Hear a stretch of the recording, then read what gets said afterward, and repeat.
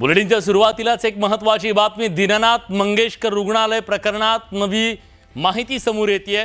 रुग्णालयाच्या कारभाराबाबत राज्य सरकारच्या समोर 2 अहवाल सादर करण्यात आले।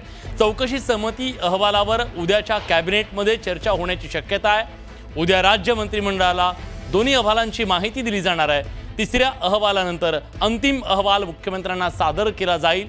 मुख्यमंत्री देवेंद्र फडणवीस याबद्दल काय कारवाई करतात याकडे सगळ्यांचं लक्ष लागलंय।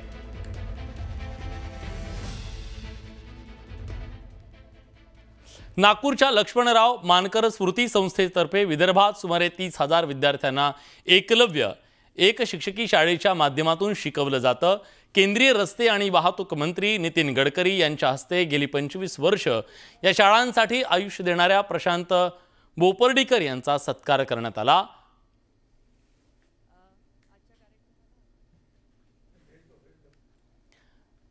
भाजपच्या माजी खासदार नवनीत राणा यांनी ममता बॅनर्जींवर जोरदार प्रहार केलाय। पश्चिम बंगालमध्ये सत्तेवर आल्यापासून ममता दीदी यांनी हिंदूंवर अत्याचार केले। जेव्हा जेव्हा निवडणुका येतात तेव्हा हिंदूंच्या घरांवर हल्ले केले जातात।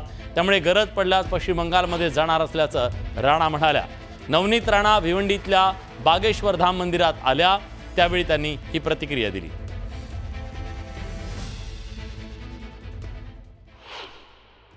जेव्हा जेव्हा इलेक्शन येते हिंदूंचे घर जाळण्यात येते, हिंदू कार्यकर्त्यांवर अत्याचार करण्यात येते, हिंदू मुलींवर बलात्कार करण्यात येते, हिंदू लोकांना धमकी देण्यात येते, व्यापाऱ्यांचे व्यापार बंद करण्यात येते, कारण की ते हिंदू विचारांना सपोर्ट केला नाही पाहिजे। त्या पद्धतीचे विचार घेऊन ममता दीदी एवढे वर्षापासून काम करत आहे।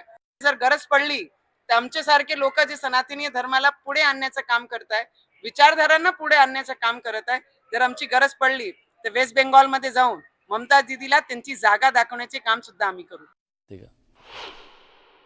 राहिली गोष्ट उद्धव ठाकरेजींची, बोलते हैं ना घमंड अच्छे अच्छे को सही रास्ते पे जाने से रोकता है, और उद्धव ठाकरे जी का घमंड इतना ज्यादा है कि उनको राम भक्त कभी डाइजेस्ट नहीं होते। देश का दुर्भाग्य है कि हिंदुओं का पलायन हो रहा और हिंदुओं की यह डरपोक स्थिति के कारण आज हिंदू अपने अपने घरों को छोड़ने पर मजबूर है। आज बंगाल में हो रहा, कल महाराष्ट्र में होगा, परसों मध्य प्रदेश में होगा।